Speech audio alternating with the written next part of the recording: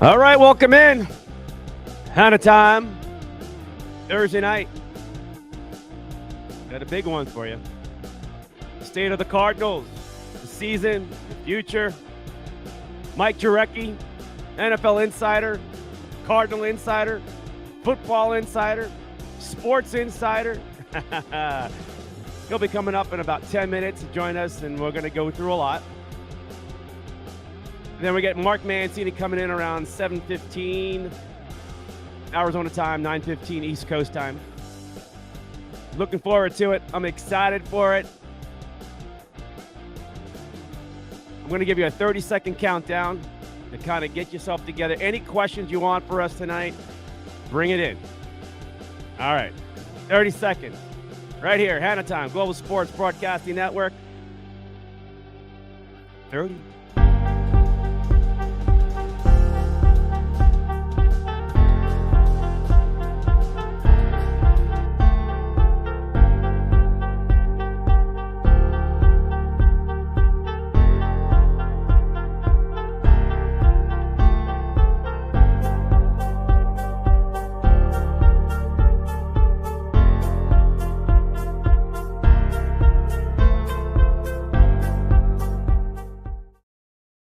All right, welcome in Hannah Time on Global Sports Broadcasting Network. Cornelius Brad Hannah, and jam-packed show for you tonight. I'm excited about it. I'm pumped for it for you too, because we're going to talk about the Cardinals. And a lot of Cardinal fans, emotions are running high. A lot of expectations, at least hopeful expectations, coming into this season.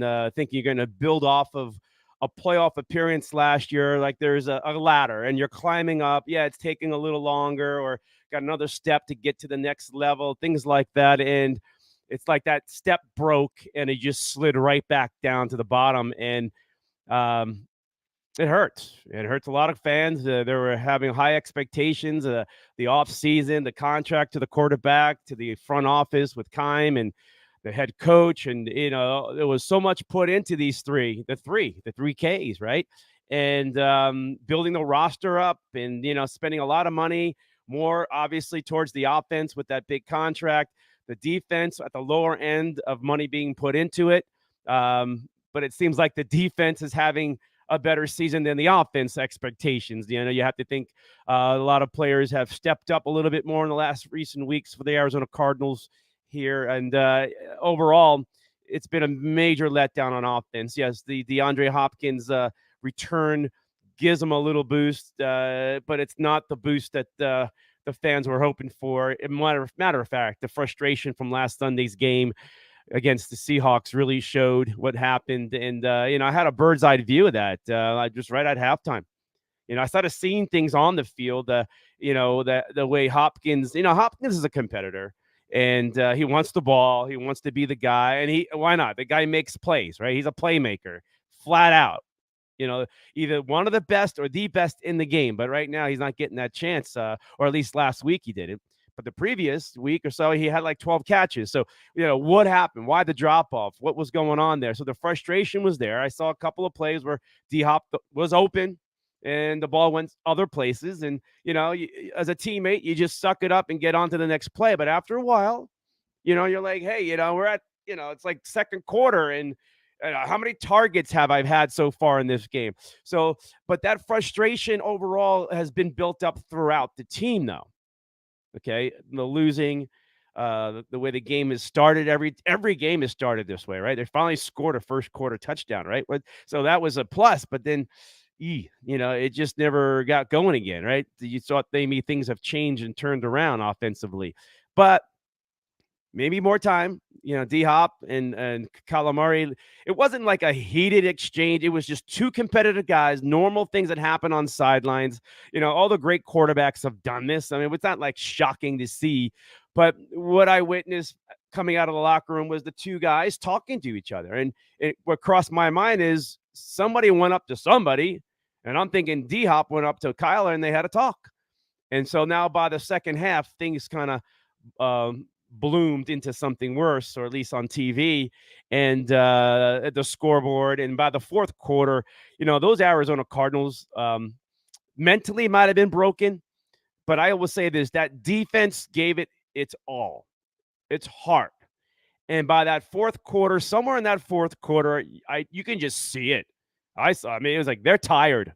That defense was tired, and the pounding game, of Walker coming at you with Seattle, and a couple of plays with Geno taking off.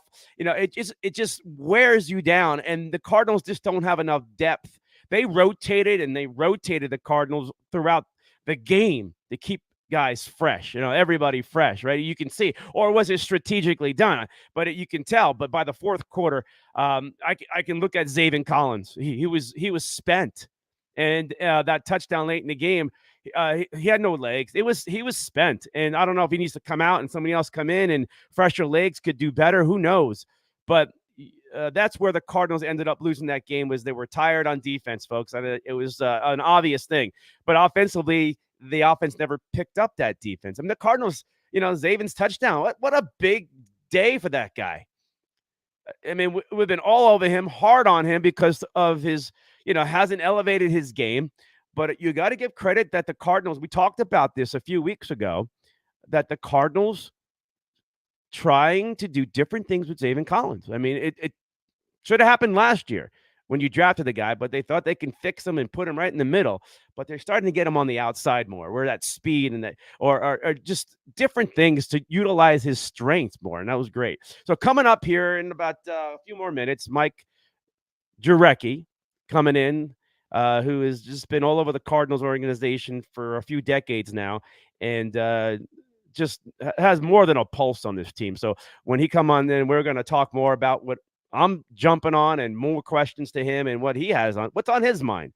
What's on Mike Jurecki's mind too, because he's just so much that he sees and so much that he knows about the organization and so maybe we'll get a little more insight on him. But if anything, we're coming away with some information, and either like it or not, it's just we're going to find out more about this season. I mean, it's a lot of football games left, but man, isn't it ironic that the Rams stand in the way of the Cardinals season again? Yeah, I know it's halfway point, but you do not want to go 3-7, right? The Cardinals do not want to go 3-7, right? They don't want to lose. They can't. It's just way too far behind, right? Just keep falling unless the NFL just has this crazy mess and the Cardinals just dance around and pick off some wins and they're there towards the end with a chance. That's possible. We've seen this before. But the way things were going, right? But here are the Los Angeles Rams 2 years ago, last game of the year. It was a playoff game, right? Winner goes in and the loser goes home, and Cardinals lost. Last season, the Rams catch the Cardinals, division title winners, right? And who sends the Cardinals home, right? It's the Rams again, right? I mean, it just seems like the Rams definitely have their number. Cardinals did get a win last year in LA. They're going to have to do it again in LA this year. Are the Cardinals primed for this? The Rams can knock them out, basically, in a lot of people's eyes. Like, the uphill battle is going to be tough for this organization and this team to get it on track. But we'll see what happens Sunday, because the Rams really have their own problems, right? And we're going to get into that. Preview of the game. There's a lot to look at. Both these teams are pretty much swimming in, maybe swimming in the same pool, with the same sharks. It seems like the Rams got a quarterback problem with the concussion protocol and the Cardinals have something going on with their quarterback with a hamstring, and the details coming out today, and we'll know more about tomorrow and how this quarterback. That's a storyline right there with these two teams, right? Quarterback, who's showing up and who's their backups, who's coming in, right? If something goes wrong in the middle of this game. All right. So it's really intriguing how this all plays out on Sunday. And, we'll get to it with Mike Jurecki here in a little bit. But, the one thing that we all talked about and looked forward to was the Hard Knocks show and debut. And we saw the Buda Baker emotions, and that was real. That was so real. And it fired me up, right? I hope those guys in that locker room felt it. I'm sure they did. But it really got me going. And his passion, man, it was almost so emotional. Almost brought you to tears, man. It's like that much, okay? And I know Buda's banged up and dinged up too, so I don't know what his injury report is as of this time of the night. but they definitely need him out there. The Cardinals are already thin, with injuries. They can't lose anybody. They got to get healthy. They got to get stronger. They got to get better. Guys coming back. They can't lose anybody. So, another thing I want to talk about with your Arizona Cardinals is this. Zach Allen is playing at a level, folks, that is just fantastic. I did chat with him pregame, warm up, and just nice guy. I always seem to talk to him. He's in his sweats. He's just going to get warmed up hours before the game, right? And we always talk about getting a sack. You got to get one today, buddy. And he had a couple of big plays, but his progression, his progress, his development.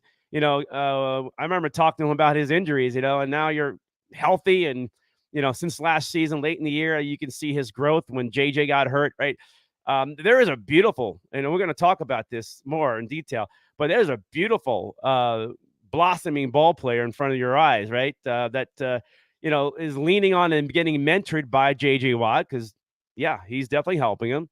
There's no doubt, because Zach said it to me, but you can see a different ball player, a guy who went to the next level, basically, because he's a disruptor in many ways. He's a big dude. Staying healthy is his key. In NFL, it's hard, but you got to love his game. You got to love his game. And so there are a lot of pluses and, excitement going on in some players, but the overall package for the Cardinals coming in to this game at this point with this record, the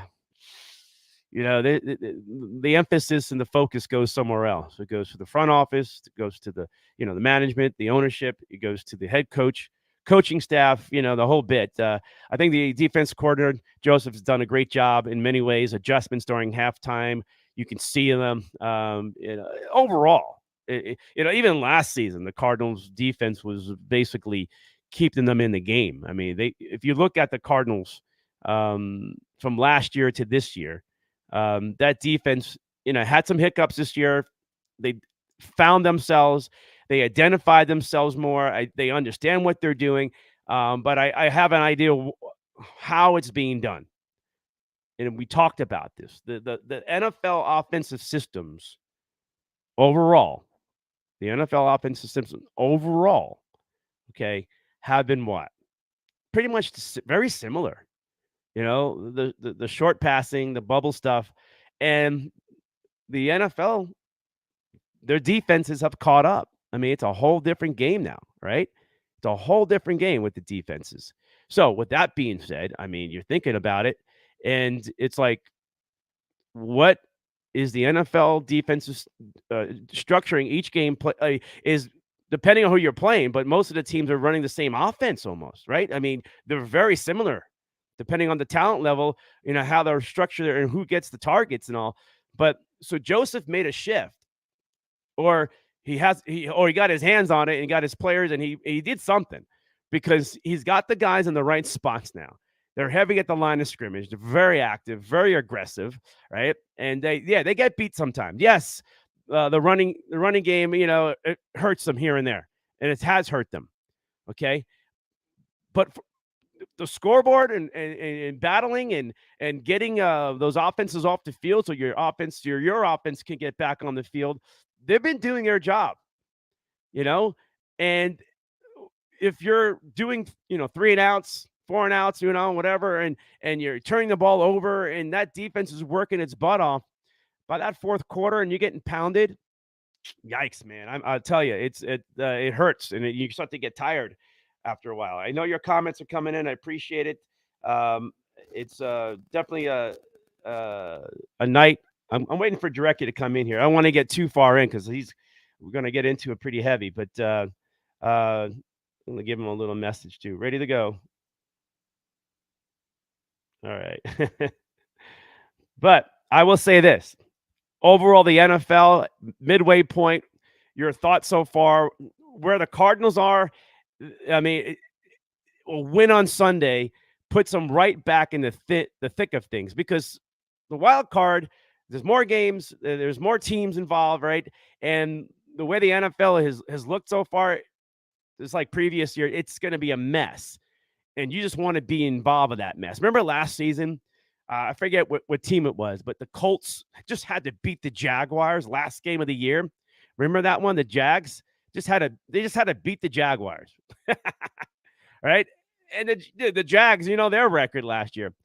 You just never know what's going to happen. So you got to find a way to stay relevant. And even though it's November and we're going to be, halfway through the season, it's like everybody has a shot.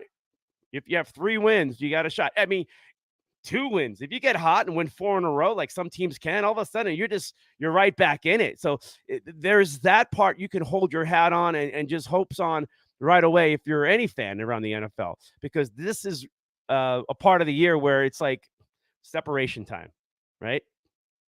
Right? It really is about that separation time. Okay. You've hung around long enough. We know who you are. Are you going to get any better? We pretty much know you're not, or you are, but then we get fooled. And that's what the whole point was. Because if you stay relevant at the end of the season, get into December and you're, 2 games out, right? You can flip it. You could be that team. So Rams and Cardinals on Sunday, this is what they're looking at. Okay. Because I don't think I think the people who have figured out the Rams, and the Rams have got injuries too, and their offensive line is not great, and their quarterback is getting destroyed. That's why he's got concussion. Like it's real over there in LA. They got problems. A year ago the Rams had problems, and they made a bunch of moves, and they got and they flipped that roster, and they made a big run at the end. Well, that deadline's over, trade deadline, right? So now we got to think about, all right, what do you have left? Is Odell Beckham going to save the Rams? Maybe, but I don't know if Odell wants to go there. But, I mean, what's out there for these teams? What's out there for the Rams? Like, that's the point. The Rams were nothing last year. They were 3 games behind the Cardinals, and they already lost a game. Remember that? So they're like almost 4 games behind the tiebreaker and things like that. And they found a way to get hot, get going, and not only win the division, win a Super Bowl, which is, if you think about where they were a year ago at this point, you never would have thought the Rams would go that far. But they found a way. You believe teams can have a way to get hot in the NFL. And I think this is going to be a mess. And, stay relevant. And if you're a Cardinal fan, stay relevant, because this is the part of the season where 3-7, you're going to have a hard time. You're definitely going to have a hard time getting through. There's no doubt. All right. We got a game tonight going on. Not big for much to mention, NFL Thursday Night Football, but we'll keep an eye on it for you and keep you some scores and things like that. But I'm going to hold off on some of the Cardinal stuff until Mike can pop in on us. I think he's probably logging in right about now. But we'll get through all the Cardinal stuff in a minute. I know that you guys are excited about it. There's no doubt about it. All right. So here's some NFL stuff for you. Okay. Since the individual sack, actually, I'm going to hold that off for Jarecki. The NFC East, the beast, is back, right? The division is combined 9-1 against AFC teams this year. Yeah, they are beating up on the AFC, the NFC East. So Giants, Eagles, Washington, and Dallas. So entering the game, Giants are playing Houston Texans. The Giants are 6-2. Another AFC team. You would think the Giants should win this game. Strangely, Houston has battled some teams. Not the greatest record, but just keep an eye on that. But the Giants should win that game, right? The Giants and the Eagles are 3-0 against the other conference, and the Commanders are 2-1. And the Cowboys have yet to really dabble into the AFC, the conference yet. They're 1-0, but we'll see how that plays out. Maybe those teams get better. And maybe the teams like the Giants and Eagles, got through where the AFC was kind of soft or struggling with that part of the schedule, because they're all going to play the same schedule, basically, pretty much in the NFC East. But since the 1970 league merger, the AFC NFC interconference play, the best single season winning percentage by one division against the other conference was the 1976 AFC Central. That's way back, where they finished 7-1, okay, against the NFC. So this is something that we haven't seen in decades, almost 50 years ago. So what's going on in the NFC? But is this like great teams we're looking at in the NFC East, or just what's happening around the NFL, that we have a lot of average, mediocre teams, and then you have that separation with these teams in the NFC East. A lot of people feel that the Eagles are not as great as their 8-0 record, right? Remember the Steelers a couple of years ago were 11-0, and a lot of people didn't feel that it was that strong of 11-0, and they were right. Look what happened in the end. Some people feel the Eagles are going to be a one and done because they haven't been battle tested. They had. I thought the Cardinals tested them pretty good. The Cardinals weren't quite there, right? But the Cardinals, a different team, and the Eagles were and are a better team. So they won that game for that reason too. But looking at the Giants, their schedule is pretty soft, just like the Eagles. But this is what you're supposed to do. You're supposed to beat these teams. You're supposed to get on them, get that record fattened up, right? And then, second half of the year, things could get tighter. Teams are better. And sometimes you just got to hang on. And maybe these teams with the big leads or big records, nice records, have enough cush to hang on. Just like your Cardinals had a nice cush to hang on a year ago to get into the playoffs. I mean, it's basically backdoor, right? They got in. And maybe this is what we're looking at, some of these teams in the NFC East itself. But, great division, right? Is it a beast of a division like those old days? Not quite. I don't believe in that. But it kind of reminds us and reflection on those days of the monster NFC East. And it was pretty monstrous, folks. Go back in history there. We're not talking the 70s. We're talking like the 80s into the 90s. The NFC East was a beast. All right. So let's move on. Johnny Unitas, Colts. He was Baltimore Colts. Okay. Well, 2022 Eagles could share the remarkable feat of the Johnny Unitas Colts team. The Eagles are 8-0, like we mentioned, and the turnover ratio has been one of the biggest pluses, and it's definitely there. You got the plus on the turnover ratio. You're usually winning a lot more ball games, and they are a 15 plus in takeaways. This is awesome. They have 18 takeaways, just minimal turnovers. Do the math, folks. So this week they can finish their Monday night game with the potential tying the record with the Colts itself, that will join the Baltimore Colts from 1958 as the only teams in NFL history with the streak of the longest active streak of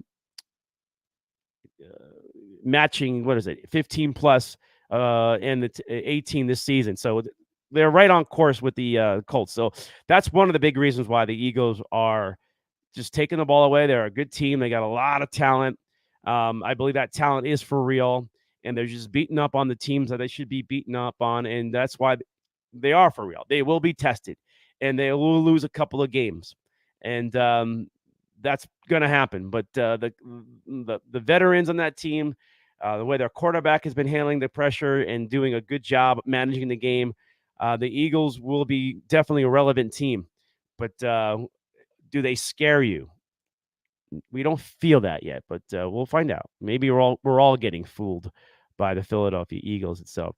All right, we're still waiting on Mike Jurecki to come on in here and chime in. I don't know if he's having a problem logging in or not. I'm going to see if he's trying to get in or not. We'll find out. Yeah.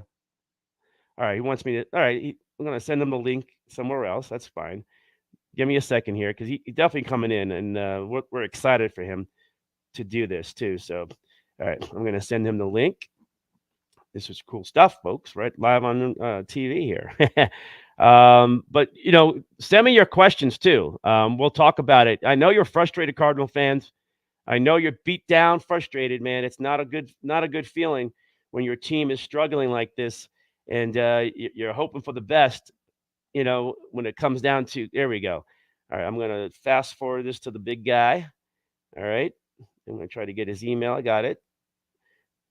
This is what we got to do, man. We don't hold back. All right, Mike. We got you, Mike. We got you. I'm going to pop them on, and then we'll just keep talking away. I'm going to have you guys and read your comments online and things like that. And as I just send them off, there we go. I believe we got him. Okay. And he's going to use his, when you use technology, sometimes things don't match up and you got to use it different ways. Sometimes it doesn't always work that way, but we'll get this right with him. But it'd be worth it. It's going to be really worth it when he pops on and we talk through a lot about the Cardinals and NFL. Mike loves his football, so we'll talk the NFL, how things are at the halfway point, and we got a bunch of things to look at and some intriguing storylines too that I don't want to put it out of the box, but I'll tease you with it too. I mean, I got to tease you with it because we're talking about quarterbacks. Jalen Hurts. What about Geno Smith, man? Did you see what they did in Munich with Germany? Or they're playing the Buccaneers. They got his face, Geno Smith's face, up on this tower, like a water tower. No, it was like one of the, like the stratosphere in Vegas, like it's wrapped around with his face on it.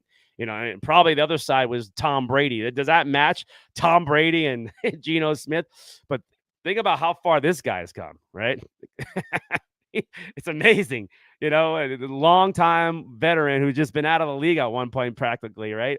And just hanging around, and now is just matured and seasoned by the staff there in Seattle, and things are going well.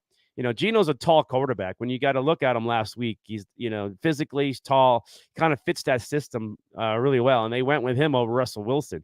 But we're going to talk about that. We'll talk about the comeback player of the year. Is Geno Smith one of those guys? Right. We got a couple of names to throw out there. We'll talk about the global part of the NFL.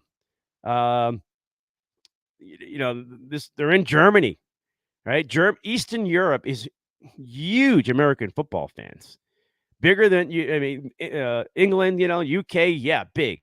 But the football leagues they have in Eastern Europe, man, it's growing crazy, and they deserve to get a game. It's amazing. God bless these teams going out there, but I'm sure they're going to have a good time. But the NFL is pushing global. The locations around the world. We've been to Canada, I've been to Mexico, right? England, UK, and now is Germany. Well, who's next, right? I'm sure they're going to keep stretching it out, And then one thing we talked about when they start to stretch it out globally, are they going to think about at one point, because the players may want to talk about this, is we need another bye week or something, or like a midway point or something where because this travel stuff is heavy, but then these guys get paid big bucks, but it's kind of like a catch-22, right? It's a catch-22. These teams who have to travel this far definitely deserve the bye week the following week. Okay. So that will help.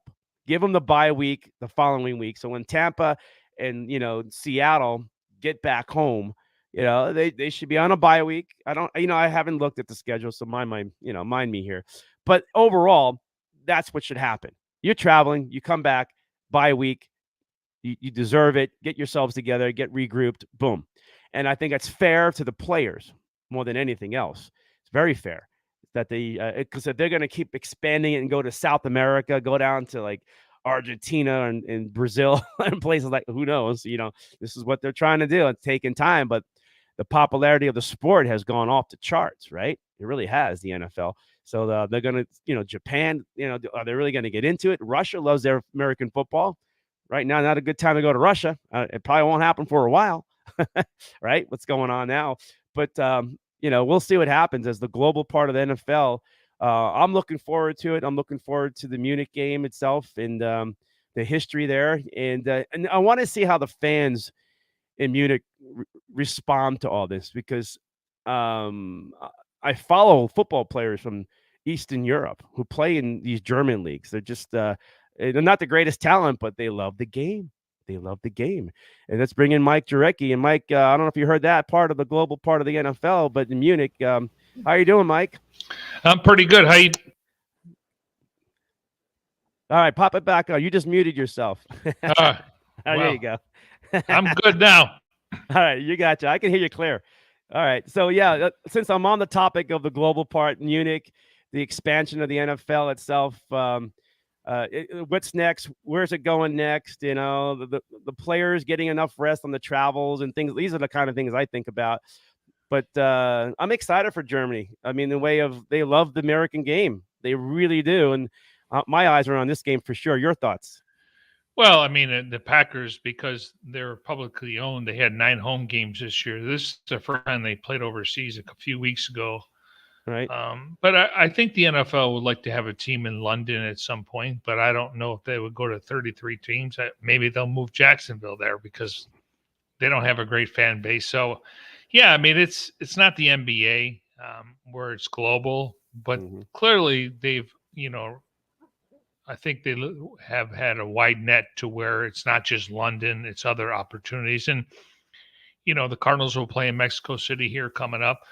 And when they went to London, usually you want to play on the East Coast and then you want to travel to New York and then go to London. And the Cardinals went there on a Monday, and they had a lot of great interaction with the fans. And the Rams played in Jacksonville, and they arrived on a Saturday, and the Cardinals were shut out in that game. Carson Palmer suffered that injury, so Yeah. I think it's good branding, just like Hard Knocks is. But for the most part, you have to look at teams where the bye week is, and then how it affects them moving forward. But it's all about the dollar, and the money talks, and that's why we're seeing Thursday Night Football on Amazon Prime. Yeah. I remember really not paying attention to it. Really haven't had a bunch of good games on it, but Hard Knocks. A lot of people talking about it. A lot of emotions from it. Your thoughts on it?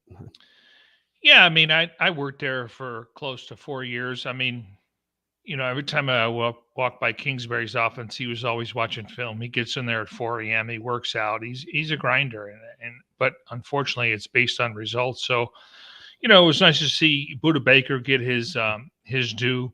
What a great story with his sister.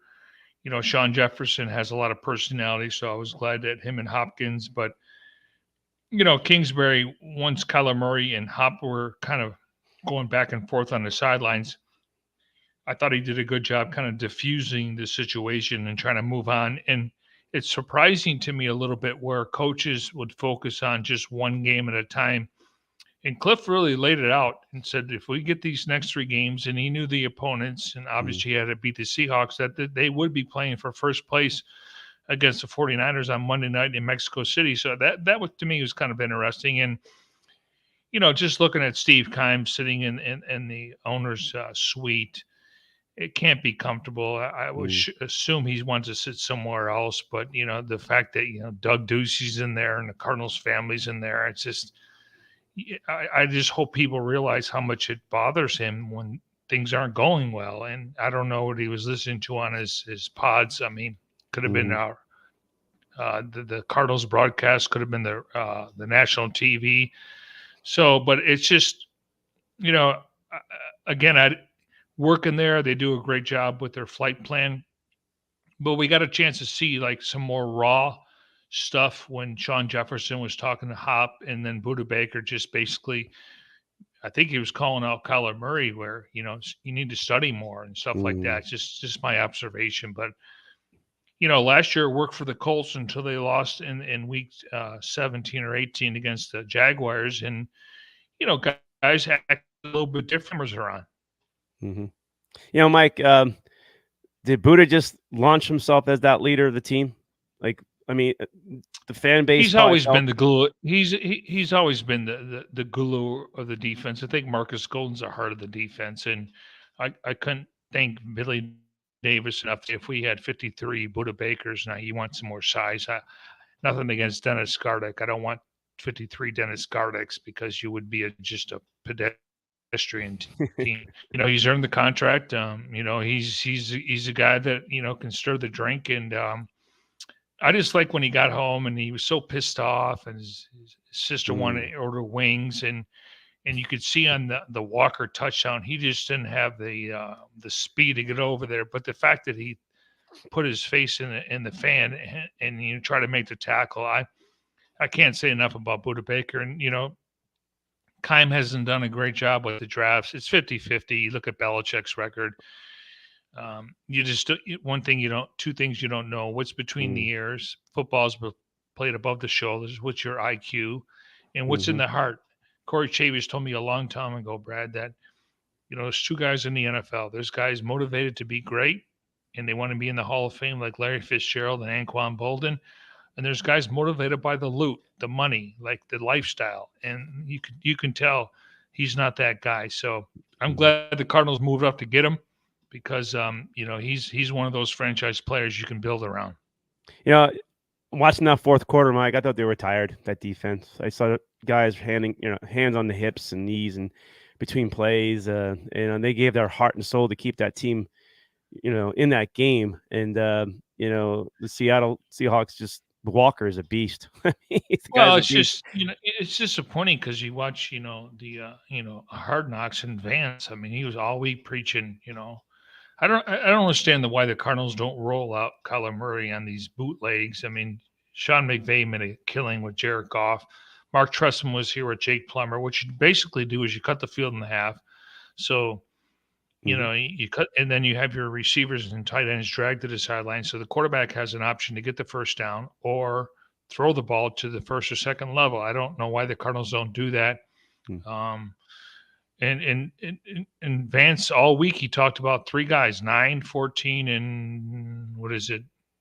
Was Lockett, and then was it DK Metcalf? So he mentioned three numbers, and I think Byron Murphy and Marco Wilson have shown strides, but Marco Wilson, he's going to get picked on just because he doesn't have the elk. Yeah. But if you're Byron Murphy or Tanner Vallejo, you have to make that pick. There's no doubt about it. You have to make, those are game-changing plays. When you're thinking about the Geno Smith storyline, he made mistakes, and the Cardinals didn't capitalize on it. And they were there.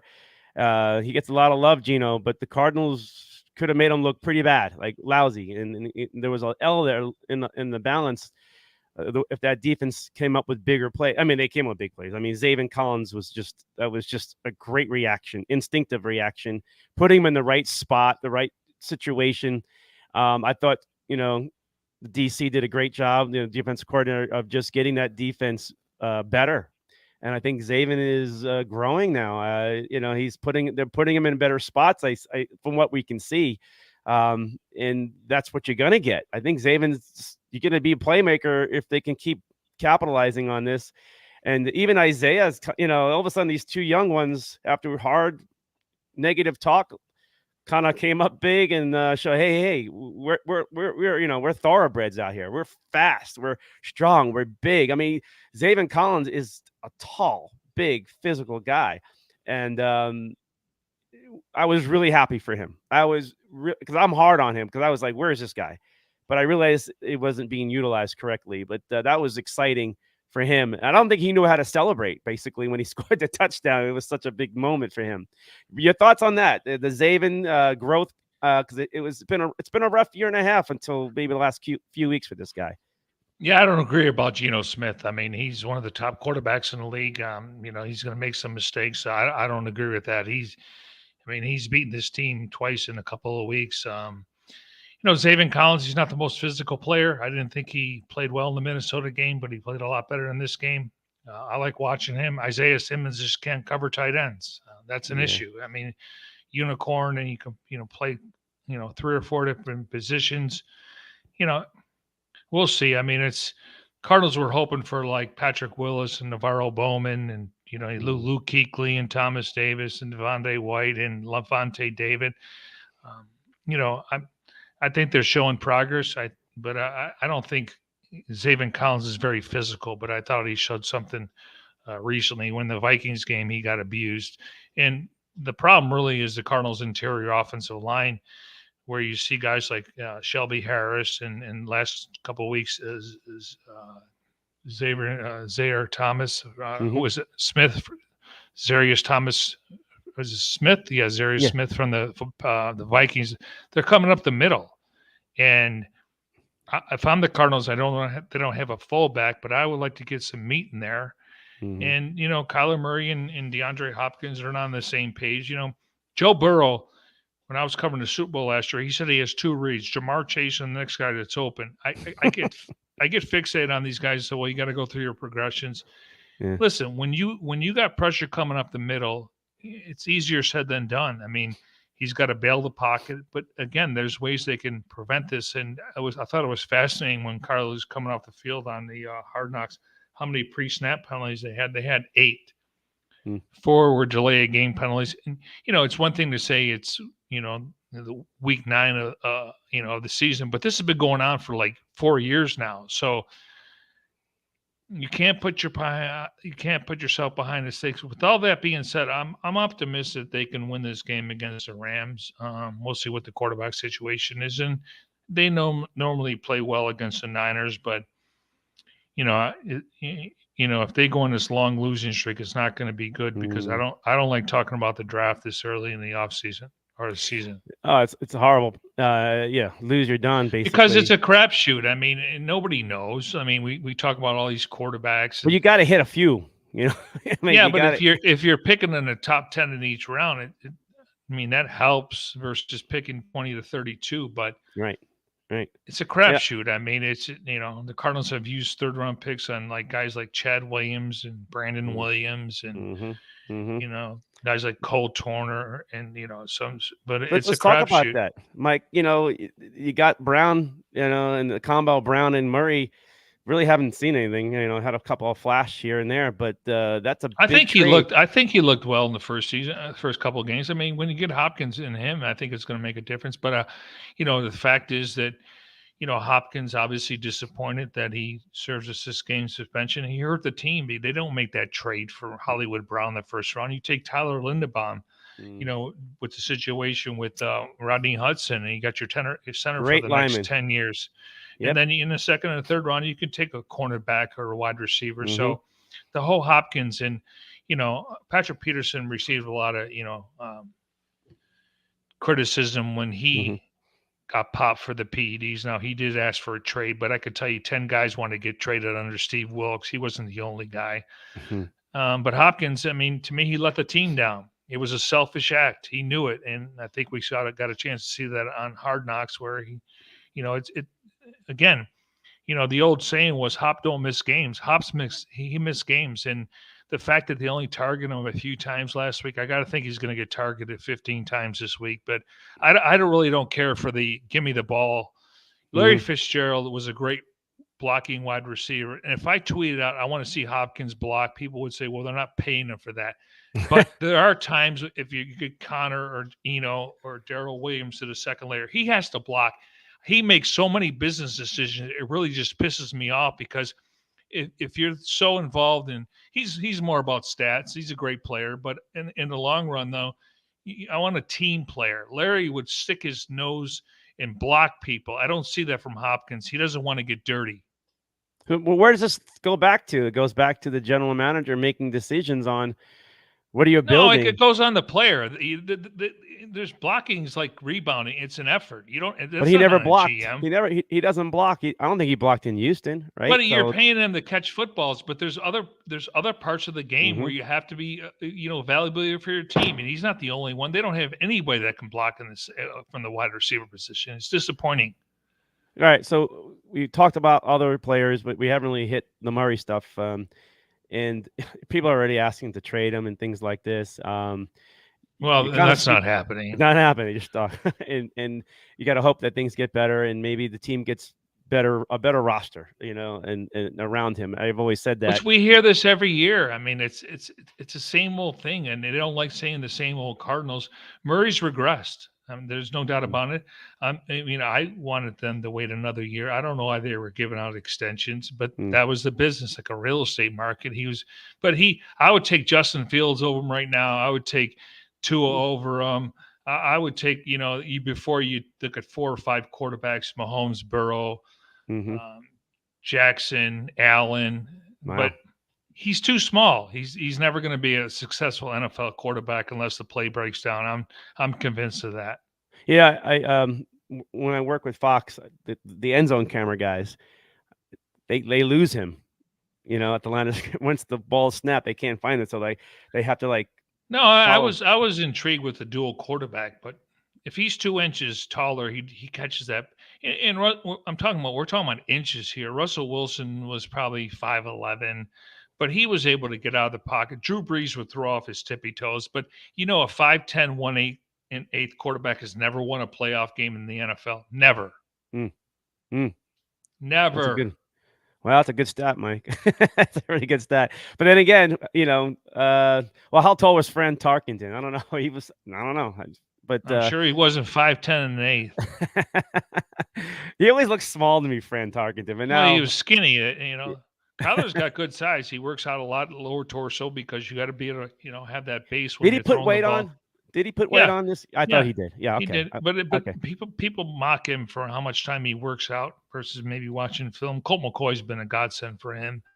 Cam Turner's been good. Spencer Whipple, but as a quarterback, you have to do a lot of squats, and he spends a lot of time in the weight room getting that lower body torso because that's when, he, his first couple of years he can sit on the right hash mark and make that outside throw to Hop on an out route on the money. He used to be really effective from 11 to 19 yards. I just don't see it right now. It's disappointing, and he's. You would think they would try to cash in the next couple of years with him being on a low cap number, but we get to 24, it's like 56 million cap hit. Now the cap could go up to 300, 400 million, but I don't know. It's just it's hard. I think the contract's going to haunt this franchise for years. Yeah, I know that. What was it? Loose in the beginning, in the front end, where it's player friendly and team friendly, but at some point you got to pay the piper. But the key is the cap's going up. See, to me, each team gets about $330 million per year from the TV contract. So that plays the payer salaries. And we're not talking about season ticket or lofts or suites or concessions, which the Cardinals own. So at the end of the day, what's really the incentive for this team to win? I mean, I'm not saying I think Michael wants to win, but the question becomes, does he know how to win? And what's the incentive? I mean, we got, franchises like the Cowboys and the Ravens and I would say Green Bay Packers, who are their historical franchise. They know how to win. It's just sometimes doesn't pan out. But listen, the Cardinals should treat this organization like a Fortune 500 company. If they got to cut ties with these guys at the end of the season, whether it's Cliff or Steve, just write a check. It doesn't count against the salary cap. They had no problem spending $20 million to get rid of Wilkes and spending another $25 million to bring in the new staff. Just cut a check. I mean, it's not that hard. So how does Mike Jurecki want to fix Kyler Murray? You mentioned getting him out of the pocket more, obviously, because he creates more havoc. Defenses break down. I just want to see him roll him out. I just cut the field in half, make it simplified for him. I don't know. I mean, it's just right. But the offensive line's not. I think they're third in the league, Brad, when it comes to salary. They're paying those guys like $43 million, and you're only as good as your backup. I think Hump's had a good year. I think Beacham's been serviceable. I think he's probably the only guy that's been there every single game. But Hudson's been a disappointment. He hasn't been able to play. When he's in there, they win. When he's not, they're not a better team. Billy Price to me is exactly what you're looking for from a backup center or guard because he's got 34 starts. I covered a combine that year. He tore his bicep at the combine. Still was a first-round pick. Got traded to the Giants. They had 4 different offensive line coaches in 4 years. So he's exactly what you're looking for. But unfortunately, Hump will tell you, Pugh would tell you, it took him like probably 7 to 10 games to figure out how you block for Kyler Murray. Now the snaps need to get better, but it's not like he's blocking for Daniel Jones where he's a pocket passer, and obviously with Brian Dable he's become more of a runner. I mean, it comes down to blocking. If you can't block in this league, and if you lose the turnover battle, you're not going to win. I have an opinion on this too. Is I think the NFL, even the Rams are struggling with this, but overall the NFL. The simplicity of what seemed to be this magical offense called the bubble stuff, and the short, everything at the line of scrimmage, everything that I believe the NFL's caught up to it. The defense. I mean, it's only down 1 point from last year. They're only averaging. But why does it feel like it's like the scores are like everything seems to be the running game is back more in other areas. Like teams are shifting. But what's happening is teams are playing a lot of cover 2, so that you have to dink and dunk. Yeah, you have to dink and dunk. Warner always told me, it's nice to go on a 10 or 12 play drive. You're going to have to pick up 3 or 4 first downs. You're probably going to get a penalty. So So, excuse me. So when the Cardinals, they haven't had a play over 40 yards, you like to see a nice splash play, and maybe that comes when Hollywood Brown comes back. So, I mean, that's the NFL. You got to make adjustments, but teams are just playing a cover two, saying we're not going to allow the deep ball anymore, and I get it. And So why don't you use Rondell Moore to get downfield with that so-called well, Kyler speed? doesn't have the time. I mean, he's running Right? for his life. Okay, so because this is frustrating, and from a fan perspective, with the fans itself, they don't think Kyler's ever going to get any better. All right, I don't say that. I mean, that's what the fans put, feel. You know. Well, they don't. I mean, they watch a game for 3 hours and they become experts. I appreciate their passion, but they have no clue. At the end of the day, they don't know which play is going on. I don't mean to be, right, Debbie Downer. Just enjoy the games. I mean, it's supposed to be entertainment. Yeah, you're disappointed. I get it, but they have no clue what teams are doing week to week. I mean, it's the NFL. It's a week to week proposition. Nobody knows who's going to win each week. The fans think I got this. Cardinals have all this talent, but it comes down to execution. I can give you 2 plays last year where they had a great coverage. Like Beyond Bortles was against the Seahawks. He didn't get the call. He probably shouldn't have been out there. So 10 guys are doing the right job. He misses. Tyler Lockett goes for a touchdown. Okay, and then against the Seahawks, Rashad Penny runs for 68 or 62 yards. Kennard, he goes upfield. All he has to do is seal the backside, and it's a tackle. So you get 10 guys doing the right job, and that's 2 examples where they give up touchdowns. I mean, play calling is so subjective. It's about execution, but I'm nothing against the fans, but again, if I've been in this thing for 28 years now, and I learn every single day that something's different. I've done the post game shows, and I get these calls, and I'm spending 30, 40,000 a year. Well, first of all, you don't have to.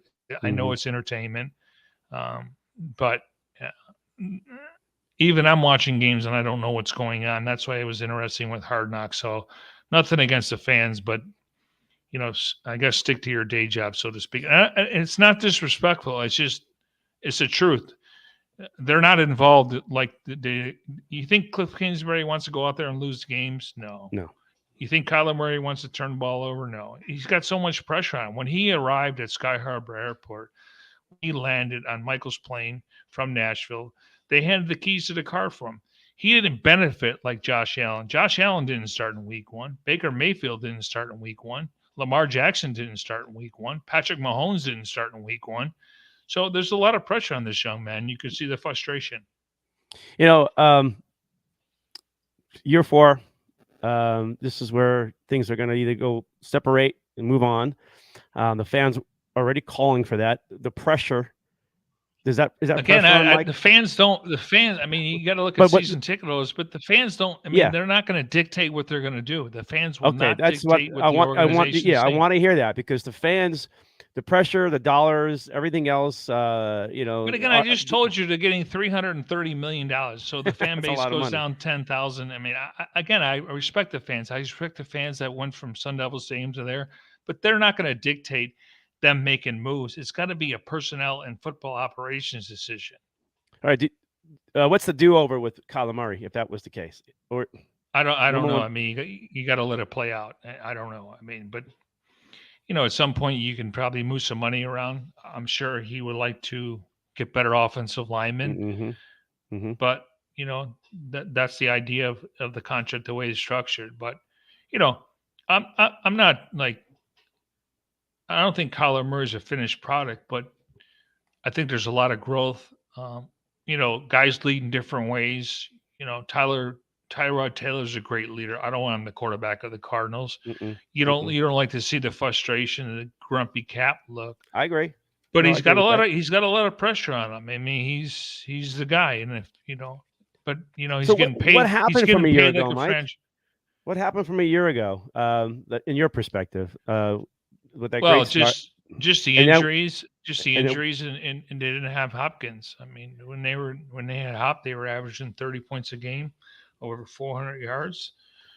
It's amazing how one guy can make that much of a difference. And they had the entire offseason to figure it out. And I thought we'd see a lot more 12 personnel.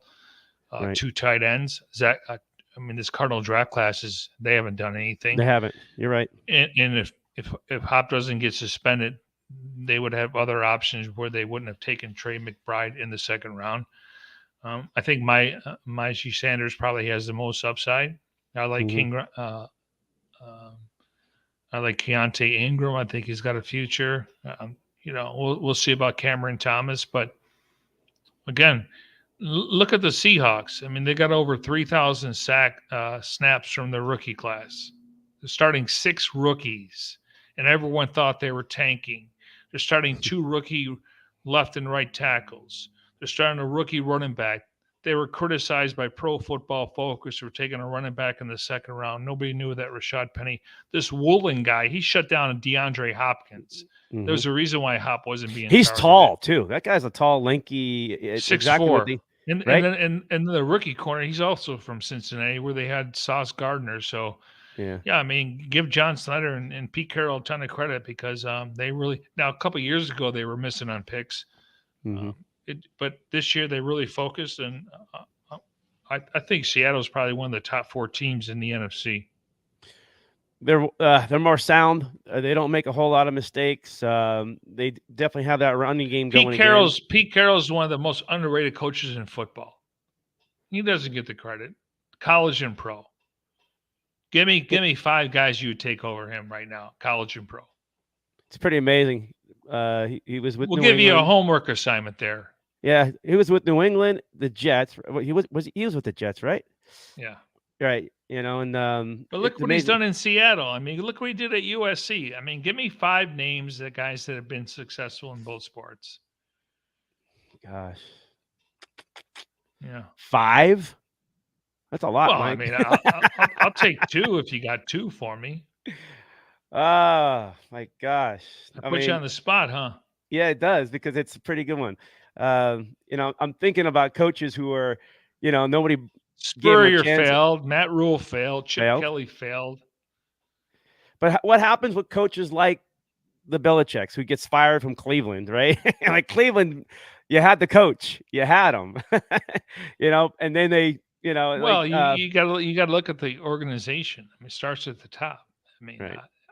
Obviously he's in a great situation with Robert Kraft. So, anyways, yeah, I just think. Even Todd Bowles. I'm not down on the Cardinals. I think they can win this game coming up on Sunday, and I think they play well against the Niners. Doesn't mean they're going to be in the race, but I like this matchup. I think they're catching the Rams at a really good time. They're not the Rams. Sean McVay trying to run the same offense with Todd Gurley and the Andrew Whitworth and. They're not the same team, and we'll see what John Wolford does. What disappoints me is I hear about Kingsbury, the win total, 3 wins. Well, Steve Wilkes, they're the worst offense in football, like in history. They go 5-11-1, great. Next year they're 8-6, and they lose to C.J. Beathard and John Wolford. They go 8-8, and then last year they crapped the bed. So. This narrative that Kingsbury's showing improvement every year. What's he done in the postseason? Absolutely nothing. And as I mentioned earlier, Bruce Arians was here for 5 years, won 50 games, and he only had 1 playoff win. Teams are judged on what the goal for every team, Brad, is win the division, host a playoff game, and make a run in the postseason. And that's all they had to do is beat Seattle last year in week 18, and they're hosting a playoff game. That was that close. It was that close. But that's the NFL. Yeah, the Colts Jaguar game still kind of messes with my head from a year ago because that was supposed to be an easy pick for. I don't mean everyone was picking the Colts that day, but that's the NFL, and that's why you got to stay close. I mean, the Cardinals are not dead, but they got to win here. They got to win a bunch of games here. They got to roll. I learned a long time ago. It's a week-to-week proposition. We didn't think the Cardinals would lose to the Lions. We didn't think the Colts would lose to Jaguars. You know what I was told? You can go from the penthouse to the shit house in about 2 weeks. Well, that's how. Well, I think the Cardinals went pretty deep last year. I mean, it was really hard to watch. You go on a 3-game losing streak. People start questioning things. The Cardinals haven't won 2 in a row this year. one game people get nuts over, and I get nuts over it too because we want to see victories, and that's the way the NFL is. Just stay on the Rams side of it. I'm going to put a guy on the screen for you here. This is pretty much their quarterback getting beat up all season long, and the Cardinals are going to have to. If he's playing, I don't know if he's going to play. We're still going to wait. I don't know what the report was today on his concussion protocol. But the Rams quarterback is just been beaten up this year, beaten down, and it's a different Rams team. But the Rams seem to know how to play the Cardinals. Something's got to give here. Somebody's got to win. A loss is sort of like a playoff feel in my eyes because you don't want to go 3-7 or was it 3-6, whatever it is for the Rams. I mean, it just really puts you behind, and you got to a month and a half of football, about 2 months of football, right? You got halfway point. So, but the quarterback situation itself, Cardinals getting to the quarterback. They haven't had a whole lot of sacks, Mike. I mean, this is not, lately Zach Allen and JJ puts pressure, there's pressure, waiting for Golden to kind of get some sacks going, but to rack them up, it hasn't been that way. I'm a big Zach Allen fan, by the way. He deserves an extension along with Byron Murphy. Hopefully they get that done. I think sacks are overrated. I'm into more hurries, pressures, and knockdowns that lead to turnovers. But yeah, I mean, you like to see a guy like Marcus Golden win a one-on-one matchup. Obviously Bradley Chubb would have solidified that spot, but they weren't going to pay him $20 million a year. Cardinals, Cardinals a few years ago internally, there was people in the building that thought they should have re-signed Hassan Reddick and moved on from Chandler Jones, and it's not hindsight. They should have done that. Chandler Jones has been the biggest bust in free agency this year. It's 3 years, $51 million. They knew what they were doing. Nobody wants to praise. I've been hard on Steve Keim for years now. But there's one of those moves there where, a lot of that money went towards Kyler, obviously. I assume that's kind of where they went. But at the same time, the Cardinals didn't replace, or at least, they had Johnson out of Florida State, young guy. Jets got him. Cardinals still could have had him there with that trade they, made with Brown for Brown. They could have still picked him up, at that point. I believe they still had a shot at him. I was looking for a pass rusher at that point, or that lineman that you were talking about. I don't think he was on the radar. Tyler Lindemann would have been the guy. Oh, they definitely need a lineman, and the Cardinals never draft early on with linemen, at least under Keim itself. It's been a struggle. All right, so some numbers for you here. Cardinals offense, 338 yards a game, and then you look at the Rams situation, what they're throwing out there, 280, 85, whatever it is a game. Would you have thought that was possible, with the Cardinals having more? I mean, I know you probably see it, but the fans don't realize that the Cardinals are actually, 3.5. Yeah, they're going up and down the field 3.5 times, which means they should put some points on the board. The Rams, when they're 3 and out, it's 40%, so that's not very efficient. Cardinals aren't any better though. Okay, so but the scoreboard points itself. I mean, the Rams 16. Think about this, But then again, a year ago, where were the Rams before all the moves they made, right? So it's not like they won the Super Bowl, but they made those moves and they shifted a little bit. They missed Von Miller and OBJ, but the Rams right now are ranked 31st and 32nd yards per game, along with the Buccaneers 64. Right. Cardinals ranked 17th. The problem is the Cardinals are ranked 31st in points allowed. That's the number one stat. I don't care what you do from the 20 to the 20. It's about points allowed. And you want to get teams off on third down. And then right now, they're the only team worse than the Cardinals in points allowed is the Lions. It's like 4 touchdowns a game almost for the Cardinals, or at least it's like 26. They're giving up 26. I think the Lions are giving up 28. Right. And so looking at this game coming, the Rams are giving up the ball. They're like minus 5 or 6 on that end of it, and the Cardinals are not too bad. On their end, they're a plus. I know they're a plus, right? So you would think that's going to play in. You would hope that's going to play in. The Cardinals have been good at taking the ball away, and they've had many chances to take more balls away. The Cardinals, they're there. Yeah, I mean, they benefited from 5 defensive touchdowns, but let's be honest. I mean, how many cornerbacks have 3 or 4 interceptions? I think everybody has one. Whoever it is, they have one. That's one I remember, right? And Murphy and Tanner Vallejo should have had one in the last game. So Right. So yeah, Yeah, I many, mean but these teams are just. I mean, right now they're just not very good. I mean, it is what it is. So you just try to pull off an upset. But I'm optimistic about the next two games. all right, some things for you here too about this the game itself. You know, is 50 yards in a game in the NFL receiving yards big anymore? Like it is. You would think you got to. To me, it's yak yards after catch. Okay. All right, because like 'Cause I don't are the Cardinals receivers getting separation? That I think Rondell Moore and Hop could. Robbie Anderson's kind of struggling with that. I don't know if they target Zach Ertz enough, but yards after catch are huge in the NFL. is Jalen Thompson not getting enough credit for his play on defense? Um, he needs more splash plays, but he's a really good player. You know, he had a roommate that worked at GNC, took a supplement, so basically he wasn't eligible. And Mike Leach told him to go in the NFL. He would have been a second round pick in the following year when they got him in the 5th round. So that's a really good pick, and they extended him. I like him and Buddha. It's going to be tough to replace Buddha, Charles Washington, Chris Banjo possibly, but maybe Isaiah Simmons. We see him play a little bit more safety, and we'll just have to see what the tight end matchup is.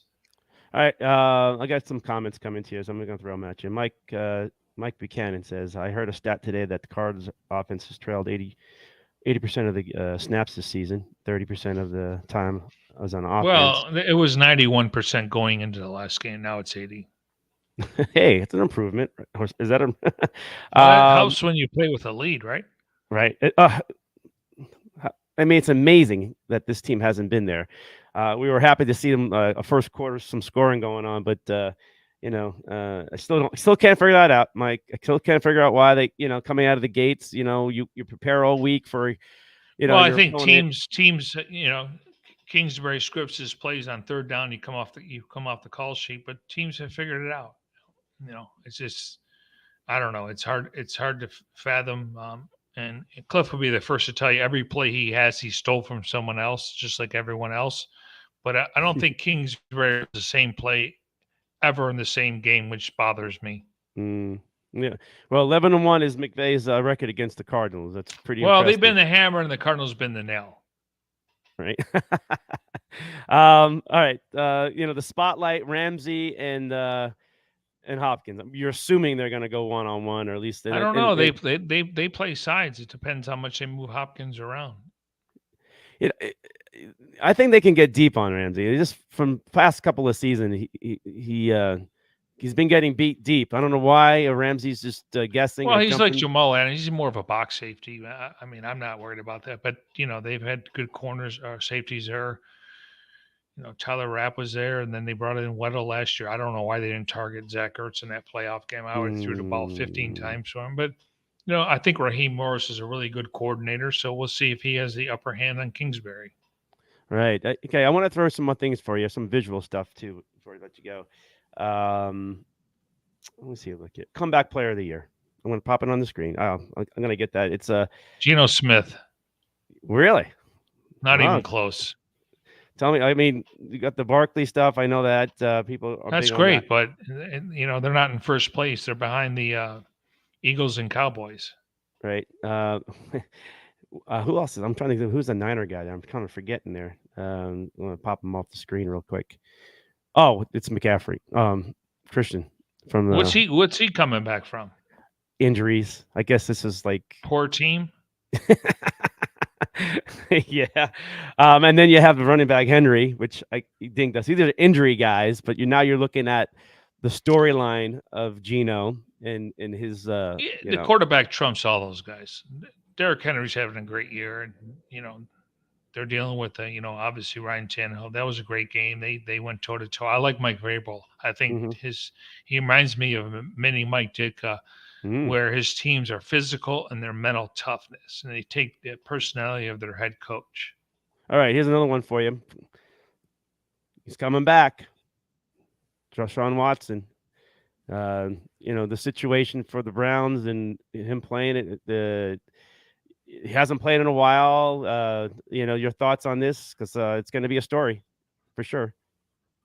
Yeah, he wasn't very good in the preseason game. The game, the speed is different now. He's allowed to be at the facility, so we'll see. But I think it's going to take him a couple weeks. Hmm. Hopefully, they rely on that running game, but in their defense. But I think the Ravens are the team to beat in that division.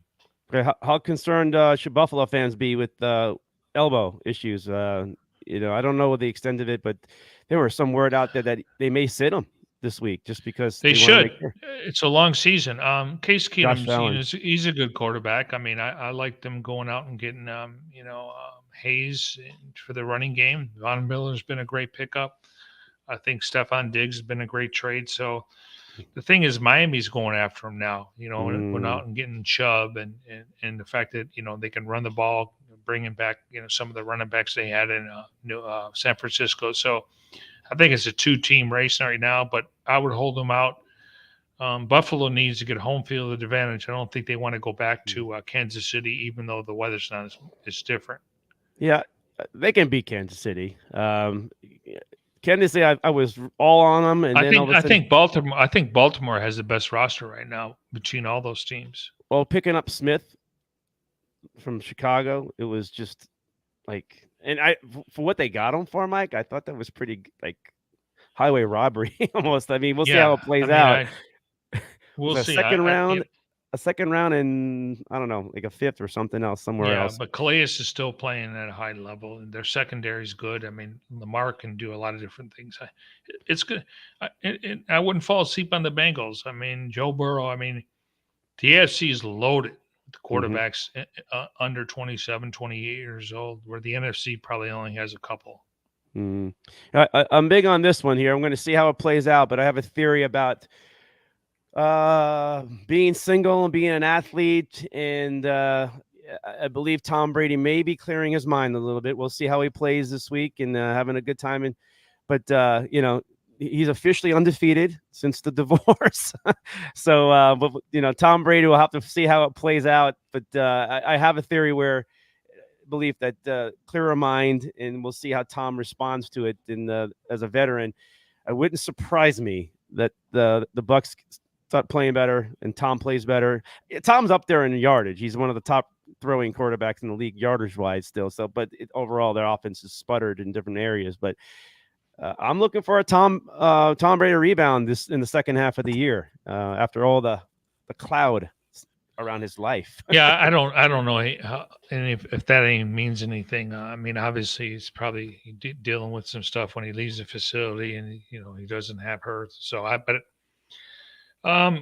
he's played more games across over the pond than anybody else, so he'll be up for the task. But I think Seattle will go toe to toe with them. I mean, they're in a crappy division. I mean, Atlanta and Panthers, are playing for second place. So, the thing is, they paid Leonard Fournette all that money. Like Cardinals paid James Conner 3 years, $21 million. I wouldn't have given those guys over $5 million a year. There's a lot. The offensive line's not the same. Bowles is, having a hard time. Leftwich is on the hot seat from a standpoint of getting them going. So, but the key is you win your division, you host a playoff game. I don't know if they can make a run though.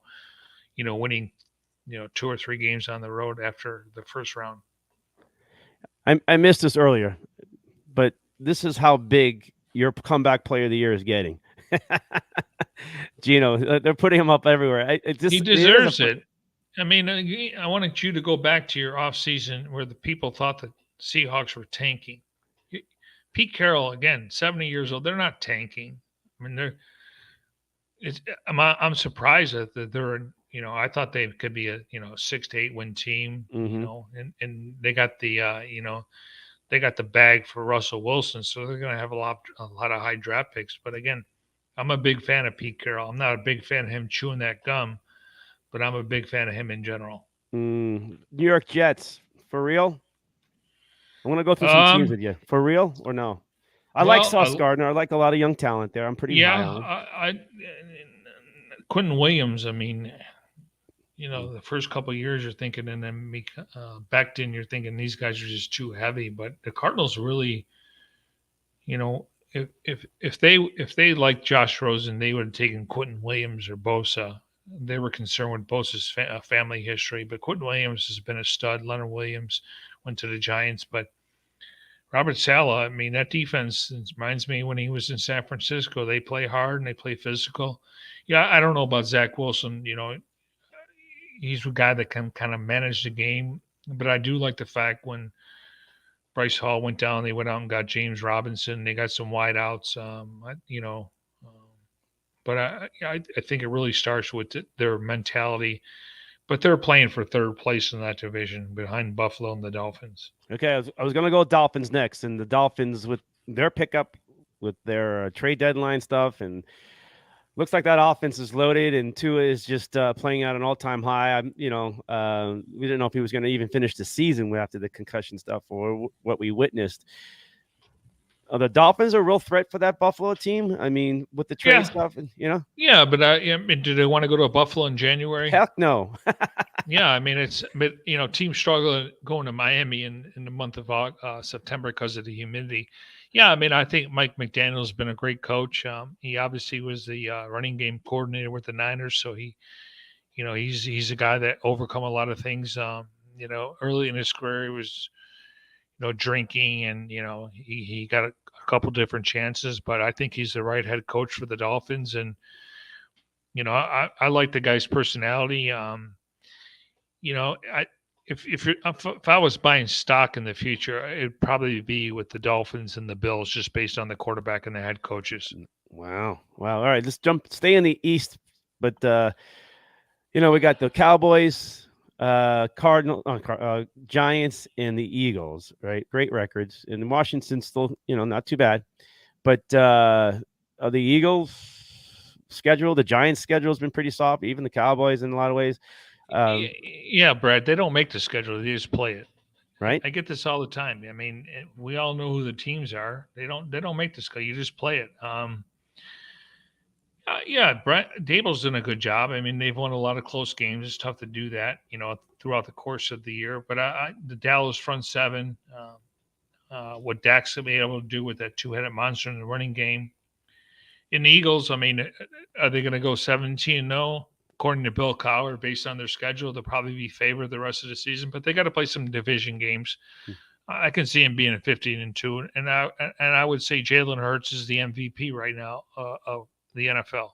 Oh, wow. It's he is a good quarterback, and when we watched him a couple of times here in Arizona, with the Eagles, I would take him over Kyler Murray. Oh, I would. There's no doubt. He definitely There's went like to the next 10 or level. 12 quarterbacks I would take over Murray. Where a couple of years ago I thought he was a top 7 quarterback. So if Kyler goes down, how much confidence do you have in Colt McCoy? Just since I'm intrigued with McCoy. If Colt McCoy gets a chance to play, you're going to see the real Cardinal offense. Wow. We don't know what's going to play out. But you're right.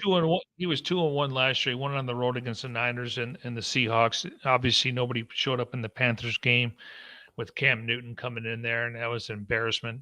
Isaiah Simmons couldn't cover Christian McCaffrey. But you watch. If he gets a chance to play, he'll run the Cardinals' offense that they want. Yeah. Well, he's definitely a seasoned quarterback as a backup role. And I don't want him to start, 16 games because he'll get exposed. But he's really good in a pinch. And like I said, he'll run the Cardinals' offense, what they really wanted with Kyler Murray. But unfortunately, that's all Hard Knocks needs, Mike. That's all Hard Knocks needs is another story, which is great. TV, and then you gotta, now, the fans are gonna talk about, now it's gonna be McCoy the starter. We just beat the Rams, because McCoy came in and led the way. No, Kyler's the starter. You're not paying a guy that much money, but I'm intrigued with McCoy though. I just think he's, I just know what they want to do offensively, and he kind of fits the profile, but he does not have the same skill set as Murray. There's no doubt, but the pocket quarterback and seeing downfield and the vision that these quarterbacks are supposed to have, I don't think Kyler's able to do it. Never has. I don't know if Colt McCoy's going to be able to throw the ball down the field if he got 3 backup offensive linemen in there. It's just I thought he did a good job baiting the Niners last year when they were bringing the pass rush and he was holding on to the ball pat. And I thought the screen game came really effective with James Conner and a couple other guys. So he's just more of a seasoned guy, and he'll run for a first down. But again, he doesn't have the same skill set as Murray. Yeah, you made a point about Hopkins, and obviously it was a big difference of him being hurt even this year and helping that offense and getting out of the gates. But the running game, I was really impressed with the talent level they have in the backfield, the Cardinals, but it's been banged up. And even last year when Connor went down, and James he's always been injured. I mean, even in Pittsburgh, it's been well, he had broken ribs. I mean, he plays physical. Benjamin's not a bell cow. He's just a change of pace guy. I think Keontae Ingram has more upside. Jonathan Warren's more of a special teams player. Eno's got a skill set of Chase Edmonds, but he's not a bell cow. Mm-hmm. But it seemed like the offense was productive when that running game was obviously it does help out with the play action and many different things come into play when you get the running game going. What game are you referring to? I'm going to go back to last season, right when James got hurt and the offense seemed to just go down from that point, and it a lot more pressure. Well, I mean, they didn't have Hopkins. These are the two guys. You got if James gets back to his level of play and then Hop's there, maybe the Cardinals have a run in them. Maybe they can get to that. Connor, what do you have? 18 touchdowns, but he only averages like 3 yards a carry. But it's tough. Red zone. I love him in the red zone. Yeah, I have a lot of respect for him, but I mean, he's not a guy I want to get the ball to 25 times a game. I want him at the goal line, though, Mike. I mean, he just finds the goal line. He gets in. That's where. No, I agree with that. I mean, if you need 2, he'll get you 3. That's what. Then the Cardinals have been missing that, and obviously their red zone hasn't been impressive this year at all. It's pretty much why they're still kicking field goals. And let's give it up. I know Prater's like perfect all over the place, but not a lot of attempts. But I don't like seeing 33-yard extra points for field goals. All right, more the Packers. Are they done, man? Is No, they're not done. Okay. Minnesota's going to win the division, but I mean, I don't think they're done. I mean, I love Justin Fields and the Bears, and the Lions probably should fire the coach, even though I think he's trying to do a good job. They need a quarterback there, and they're going to have a high pick, so I anticipate they'll fire Dan Campbell. No, I mean, if 2 or 3 teams come out of the East, which is very possible, maybe one team comes out of the West, one team comes out of the South, which is the Bucks. You're looking for 3 wild card teams, so we'll see. But things aren't going well. But I'm more disappointed in their defense, and I don't know why they just don't run the ball with Aaron Jones and AJ Dillon, because to me it's a one. But they used them in the passing game. Mm-hmm. They tried to go out and get the Steelers wide receiver Chase, yeah, Chase Claybrooks. Yeah, they tried to get him. Yeah, they were in on Brandon Cooks, but it just didn't work out. AFC West looked like a stacked division. Raiders just didn't make that happen. Chargers are interesting. We'll just have to see. But right now, obviously, Kansas City. So it's really KC and with the Chargers, and because the Raiders are pretty much, and then the Broncos with Russell. I don't know if they. The Broncos should have buyer's remorse. What was the hurry to give them that contract? The Rams waited for Matthew Stafford to win a Super Bowl before they gave him a $40 million deal. Yeah, mm-hmm. the word in Denver is they got a lemon in Russell Wilson. Think about this, Mike. At this point, halfway through the season, buying a bad car. That's true. But that's what Elway was trying to do, or the Broncos is trying to reach. Well, the Broncos thought they were getting Aaron Rodgers. I mean, I respect Nathan Hackett, but he's in over his head. I like their general manager, but they don't have any draft picks. So, right. And what's funny is Drew Lock was actually competing with Geno Smith until he got COVID, and Geno Smith won that job. So I think they got Font, Harris, and Lock in that trade. So it was pretty good for the Seahawks. All right, so the grade book, we talked about Seattle, and then we gave them a lot of love. So, but halfway point, the teams that made the changes that we had all the previews set in August about who's, this team looks good, but here we are. We got fooled, the NFL can fool you, but what teams, the obvious teams, Bills and KC, but who else did maintain their status? And who fooled us, man? Like who in a negative way, like a Broncos situation. Like I think the Cardinals fooled you. I think the Raiders fooled you. The Broncos. I think the Colts fooled you. Carolina, obviously, different circumstances. I think their surprise teams have been Atlanta. I like Arthur Smith. He's a really good coach. Mariota doesn't get enough credit. Everyone was talking about Desmond Ritter. Hmm. Let me see. I think the Jets have been shown improvement. Definitely the Giants. Definitely a first-year head coach in Kevin O'Connell with the Vikings. I think the Bears. Hope they don't screw it up. They got over $100 million in cap space next year. They got to protect that young quarterback. It's been hit and miss, but I think the Chargers right now are kind of probably 50-50. But I think there's been some good things, like the Titans. They don't get enough credit, and they're still going to win that division, and they'll host a playoff game. And last year Ryan Tannehill, he started the game with a pick six against Cincinnati. He threw 2 picks in the third quarter. Otherwise, they probably beat him. Yeah, I remember so that game. I mean, but there's been some good storylines, for some of these teams that hired new head coaches or hired head coaches in the last couple of years. So who's your favorite right now coming out of the NFC? Because I think we kind of know AFC is the couple of teams that we're looking at. I probably like the Eagles. I think Minnesota can give them a fight. The Niners are always interesting with that defense, but I think it's probably the Eagles, the Vikings, and probably Cowboys. Cowboys got that front seven where if you get a defense that can travel in the postseason, which means goes on the road in cold weather, and you can run the football, that's a recipe for success. And I think that's probably where the Cowboys are, and the Vikings and the Eagles. The Eagles are, Howie Roseman doesn't get enough credit what he's done with that secondary, and I think they're the most complete team with the Ravens when it comes to offense, defense, and special teams. So I think the AFC is kind of wide open based on what happens with Josh Allen, and but I do think that you got 4 or 5 good teams there, but in the NFC probably more top heavy, where probably only 3 or 4 teams you can think could win 3 or 4 games in the postseason. All right, Mike. My dream Super Bowl is Vikings, Buffalo. One of them is going to get off the snot and get that Super Bowl. I would love to see that because it'll be special. And I'm from Niagara Falls. I love to see the Bills out here. In your backyard now, definitely. Yeah, so, I'd like to see the Bills. But at the end of the day, who thought the Bengals were going to make the Super Bowl last year? So tee it up. Eagles, Bills right now, but things change. The Cowboys fans, they would be.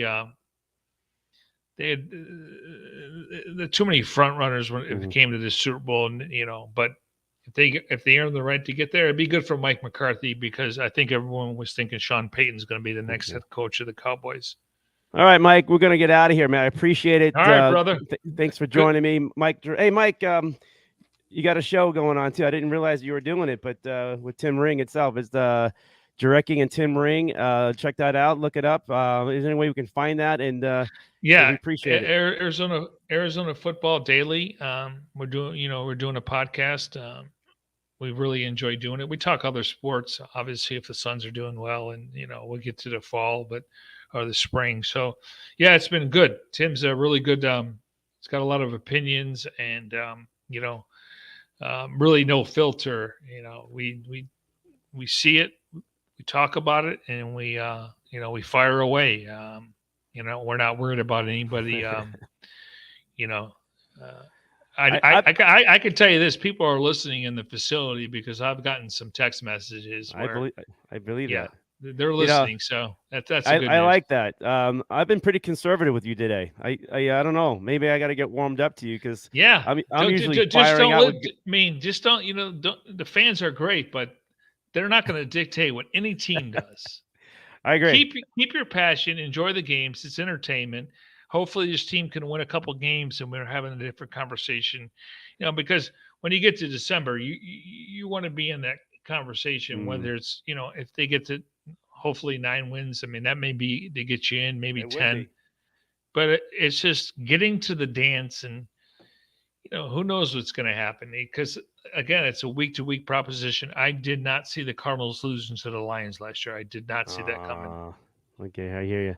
All right, Mike. Let me put the music up, man. Mike, the next time I talk to you, because I want to get you on for sure. Again, I really want to just have an open forum of just. I want to go toe to toe, strong opinions, nothing to be sensitive about, Yeah, just, listen, I'm ready, man. Okay, you don't have to hold back with me. I right. fire away, and All and I don't shoot from the hip. I give it to you what I think. I like that. That's why I like talking to you. But I held back. I just was like, why did you hold back?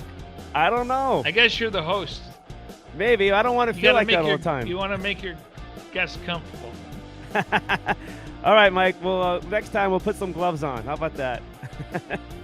Let's go. Hey, people don't realize you and I used to work together before. Bye. That's right. I haven't talked about that. I'm going to save it for next time. All right, man. Mike Jurecki. Appreciate it, buddy.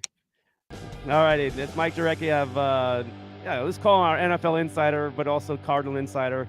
But check him out with Jurecki and Tim Ring.